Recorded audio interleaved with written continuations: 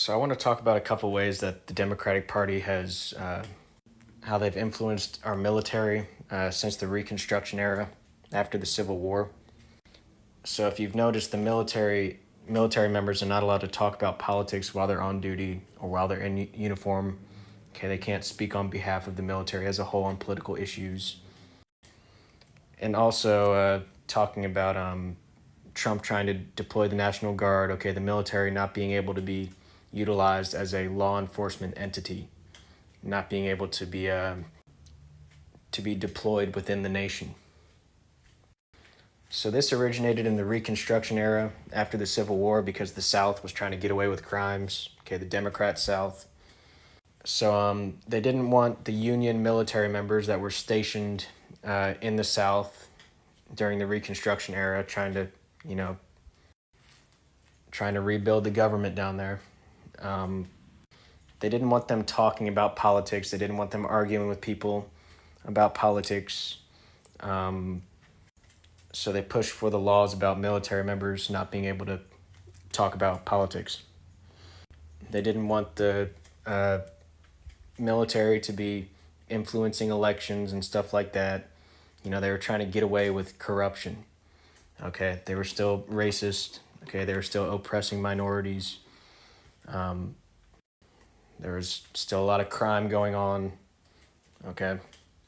So they started this stuff where the military members can't talk about politics, which is absolutely dumb. Okay, obviously people should be able to talk about what's right and wrong. Okay, whether they're at work or not. Okay, we don't just want a bunch of, silenced, like a bunch of silent soldiers walking around not being able to explain what they're doing. Okay, we want them to be able to explain themselves, why they have their position. We want them to be able to explain themselves, why they have their positions, what is right and wrong, what are the morals that they're representing. Okay, it's all about politics. What parties are they supporting? Okay, what's good for everybody. All right, it's really dumb that they can't talk about that. The Democrats started that. And then as far as the deployment, okay, the Democrats didn't want soldiers deployed in the South because the Democrats were trying to get away with crime. Okay, the Union soldiers were, deployed to the South to, enforce the law. They were protecting elections. They were making sure that the freed slaves were safe. They were dealing with riots. They were acting as a law enforcement entity, as they logically should be able to do. But the Democrats started that stuff to where they pushed for the legislation to restrict them from being able to do that. So if you notice, it's still the same party that's trying to silence people, not letting people talk about politics at work and not letting all this stupid stuff like that. The same party complaining about the federal government offering assistance for dealing with crime, okay, which obviously should be taken with gratitude.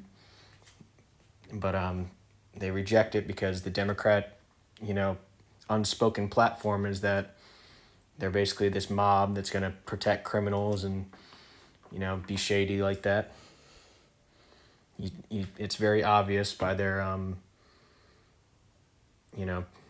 their policies and stuff like that.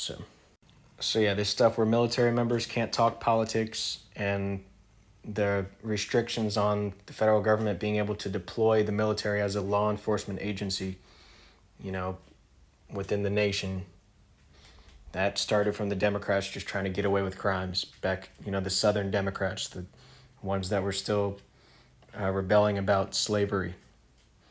So people try to say that the parties have switched ideologies. Okay, that's just not true. So let's talk about the characteristics of the early Democratic Party compared to the Republican Party and the claims of how they switched. Okay, one thing is the Democratic Party was in the South, the Republican Party was in the North. That switch, they act like that, means some kind of ideological shift, which it does not necessarily mean there was an ideological shift in the party. What happened was there was an ideological shift in the regions. The party stayed consistent. The Republican Party stood for law and order, okay, for fairness, stuff like that. Now the South just stopped being racist. Okay, they stopped being so criminal, and that's just what happened. So the Democratic Party, they lost the ability to run on the racist platform, to try to entice Southern voters, because the South changed its ideology, so they had to change. Okay, so they basically just gave up on the platform of slavery, and they migrated. Now it's obviously recognized that neither party currently promotes slavery, but people act like the white racists have now migrated to the Republican Party, and the Republican Party is oppressing minorities. That's not true, okay? The Republican Party granted minorities their freedoms. When you talk about the Civil Rights Act, okay, stuff like that, that had majority Republican vote, all right? So now once everything became fair, okay, there's really nothing more identifiable to enact in law, okay? The freedoms are granted.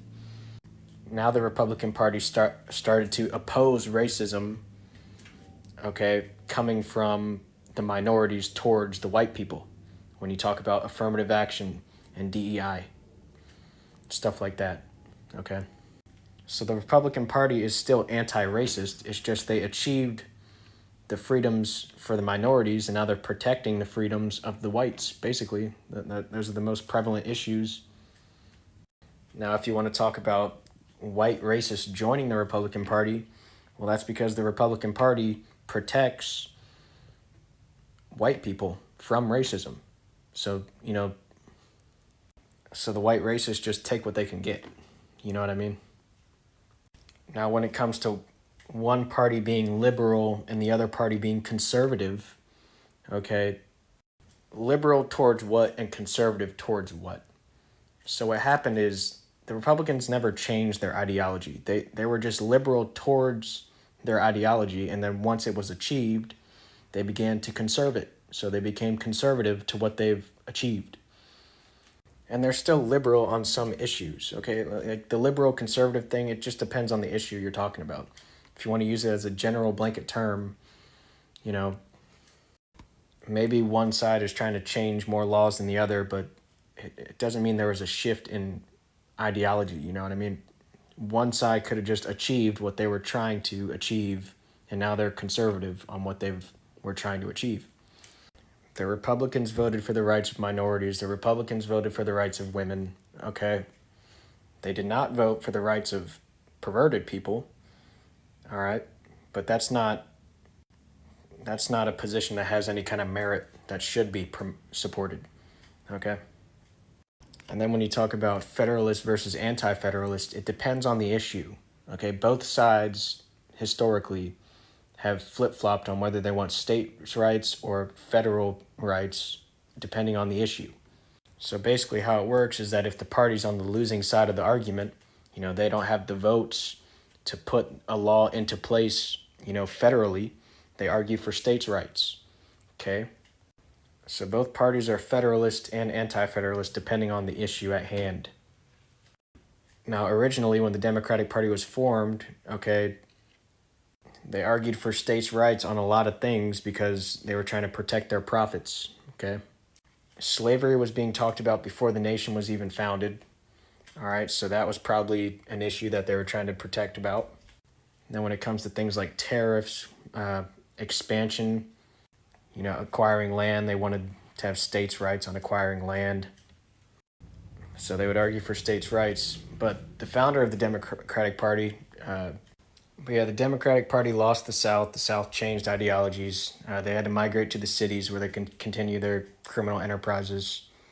And that's where they thrive today, just in criminal environments, being corrupt. They went from greedy Southerners to greedy city folk. They just adapt to